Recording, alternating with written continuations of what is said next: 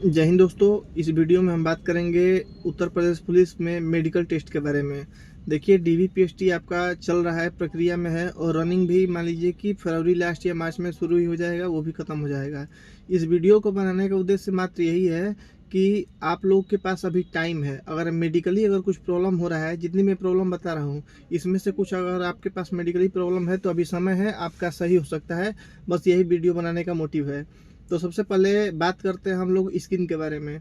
अगर किसी भाई या बहन के स्किन में कोई प्रॉब्लम है, मान लीजिए स्किन में किसी का सर्जरी हुआ रहता है, सर्जरी होता है तो उस पर बहुत ज़्यादा मतलब चोट का निशान हो जाता है या मतलब किसी टाइप का आपका निशान है स्किन पे ज़्यादा बड़ा सा, तो वहाँ पे क्या करना है आपको कि किसी बढ़िया डॉक्टर से मिलना है, ठीक है। या जल भी गए हैं, कभी जल उल गया है किसी चीज़ से और स्किन पे दाग पड़ गया है, ज़्यादा बहुत बड़ा हो गया है, तो आप किसी स्किन स्पेशलिस्ट से मिलेंगे और मिल के उसके लिए मलहम आता है, मलहम ले लेंगे और लगाएंगे तो अभी समय है, सुधार हो जाएगा। दूसरी बात करें कि हाइट और चेस्ट की, तो वहाँ पे हाइट और चेस्ट दोबारा मापा जाएगा। तो आपका हाइट जो है, बाल न कटवाए, बाल अपना छोड़ दें। अगर हाइट एक्यूरेट है आपका तो बाल मत कटवाएं, उसको ऐसे ही छोड़ देना है आपको कि वहाँ पे बढ़ा रहे, आपका बाल बड़ा रहे तो सेंटीमीटर में फ़र्क डाल देगा वो पॉइंट में।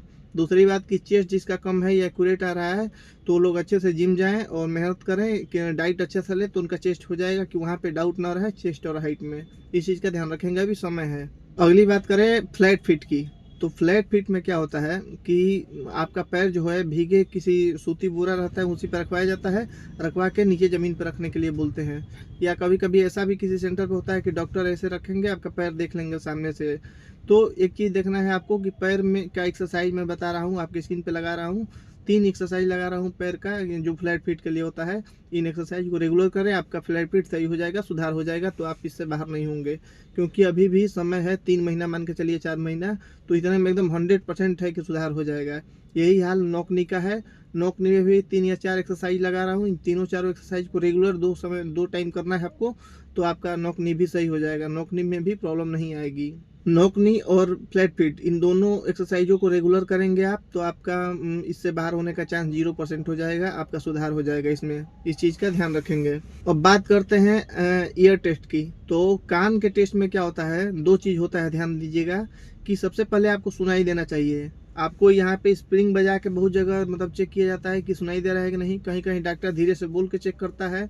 दूसरा चीज़, सुनाई देने के बाद से ये चेक होता है, टॉर्च लेके डॉक्टर आपके कान में टॉर्च जला के और देखेगा कि आपका पर्दा वगैरह तो नहीं फटा है। अगर पर्दा वगैरह कुछ फटा है तो आप ईयर स्पेशलिस्ट से अभी से मिल लीजिए और वहाँ पे आपका इलाज कर देगा, सही हो जाएगा। दूसरा चीज़, कुछ कान उन साफ करके आना है, तो तत्काल साफ नहीं करना है, जब जाने से मतलब 10 या 15 दिन पहले साफ करके जाना है। कान का पर्दा लाल नहीं दिखना चाहिए, नहीं तो इसके लिए भी लोग बाहर हो सकते हैं। कान का पर्दा जो है आपका बिल्कुल लाल नहीं दिखना चाहिए। और कब लाल दिखता है, जब जाने से 3 दिन पहले आप साफ करके जाएंगे, साफ करवा के जाएंगे तो आपका कान का पर्दा लाल हो जाएगा। तो आपको ऐसे नहीं जाना है कान का पर्दा लाल हो, पहले ही से आपको करना है कि साफ करवा के जाना है। अब बात करते हैं दांत के बारे में। तो दांत के लिए बहुत सारे लड़के क्वेश्चन कर रही थी, लड़कियां क्वेश्चन कर रही थी कि दांत कितना होना चाहिए। तो देखिए, दांत में क्या चेकअप होता है। सबसे पहला चेकअप तो होता है कि दांत आपका साफ होना चाहिए। दूसरा नंबर ये होता है कि दांत जो है आपका लगातार, मतलब ऐसा ना हो कि लगातार 2 दांत उखाड़े हुए हैं चाहे निकल गया है। आपका जितना दांत है, 2 दांत लगातार नहीं उखड़ना चाहिए। अगर एक दांत आपका नहीं है, कहीं से निकल गया है तो वो चल जाता है, लेकिन जहाँ पे 2 दांत अगर निकला है, आपका लगातार 2 दांत निकला है, वहाँ पे आप फंस सकते हैं, वहाँ पे आप बाहर हो सकते हैं। तो इस चीज़ का विशेष ध्यान देंगे कि दांत आपका साफ सुथरा रहे। दूसरा नंबर की, लगातार अगर 2 दांत निकला है तो दांत लगवा लें। नकली दांत लगवा के जाते हैं तो इसके लिए भी डॉक्टर बाहर नहीं करता है आपको, इस चीज़ से एकदम मतलब 100% श्योर रहिए। अब बात करते हैं हाथ के बारे में। हाथ आपका डॉक्टर जो है दोनों हाथ सीधा करवा के खड़ा करा के देखेगा कि आपका हाथ जो है टेढ़ा तो नहीं है। तो हाथ में बहुत नॉर्मल चीज़ होता है, मतलब कोई नहीं निकलता है हाथ में, मान के चलिए 0% होता है, इसमें कोई निकलता नहीं है। हाथ में टेढ़ा भी हल्का फुल्का होता है तो आदमी चल जाता है।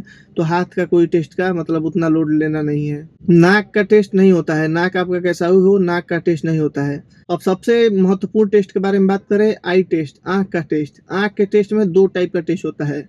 सबसे पहला टेस्ट होता है आपका कलर विजन। कलर विजन या कलर ब्लाइंडनेस जिसको बोलते हैं, जो अनुवांशिक होता है, इसका टेस्ट अप होता है। तो इसमें क्या होता है एक छोटा सा किताब रखे रहेंगे, ठीक है, उसको पढ़वाएंगे आपको कि लगभग 3 से 4 पेज पढ़वाते हैं। इस चीज़ का ध्यान रखेंगे, 3 से 4 पेज आपको पढ़वाएंगे। उस पर क्या लिखा रहा है, पैटर्न बना रह सकता है या कोई अक्षर मतलब नंबर लिखा रहता है। हमारे टाइम में उस पर नंबर लिखा था 1 2 3 4 ऐसे करके लिखा था। तो जिनका प्रॉब्लम है कलर विजन में अगर थोड़ा बहुत, तो वो लोग क्या करें, इंटरनेट से मतलब 10 टाइप की किताब, 8 टाइप की किताब मंगवा लें, ऑनलाइन ऑर्डर कर लें, और वो किताब से क्या करें, उनको प्रैक्टिस करें, खूब प्रैक्टिस करें, रट्टा करें, प्रैक्टिस मारें, और हो सकता है कि उन्हीं किताबों में से कहीं पे मैच किया, आपके पास प्रैक्टिस रहेगा पहले से थोड़ा सा पैटर्न पहचानने में, तो आपको हेल्प हो जाएगी, वहाँ पे आप निकल जाएंगे।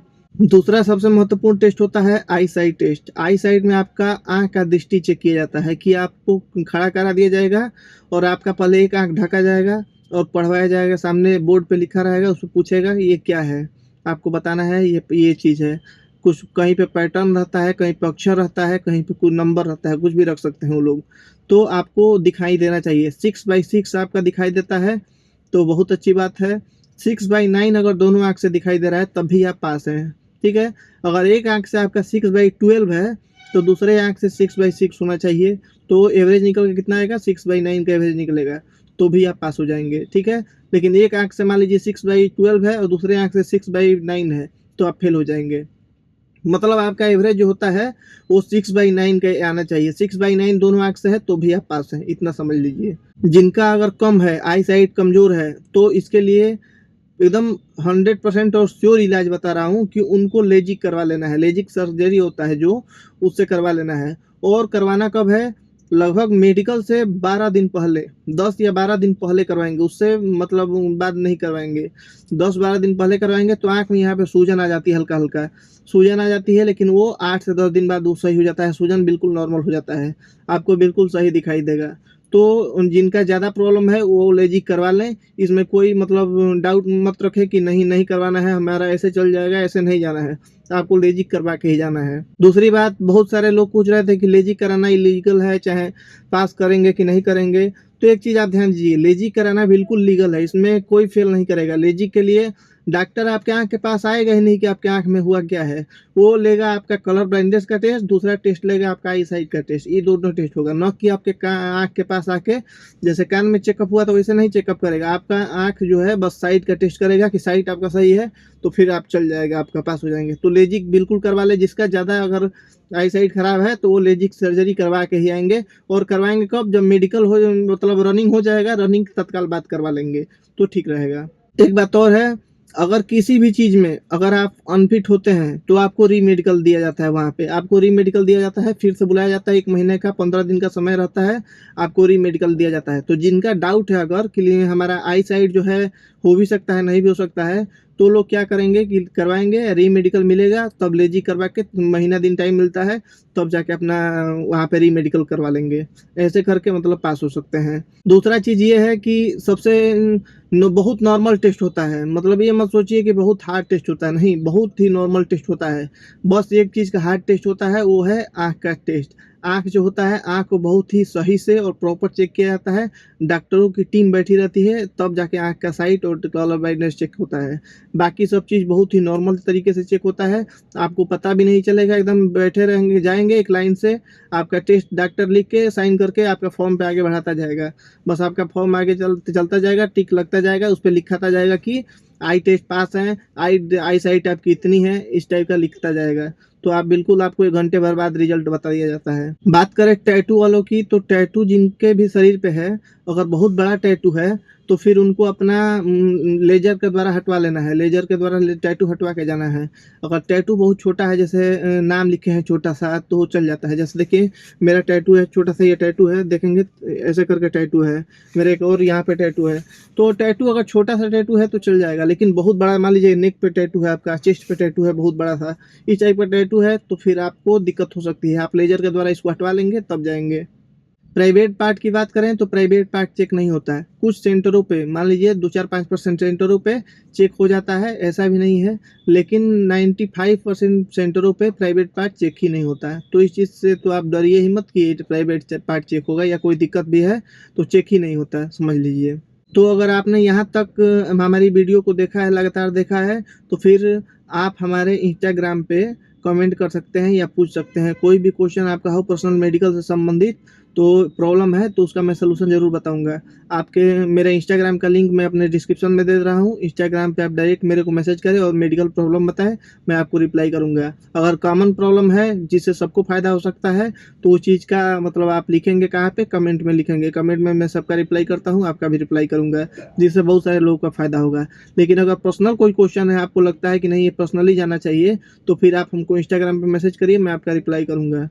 तो वीडियो अच्छी लगी है तो चैनल को सब्सक्राइब कर लें और हमसे जुड़े रहें। मिलते हैं अगले वीडियो में, तब तक के लिए धन्यवाद।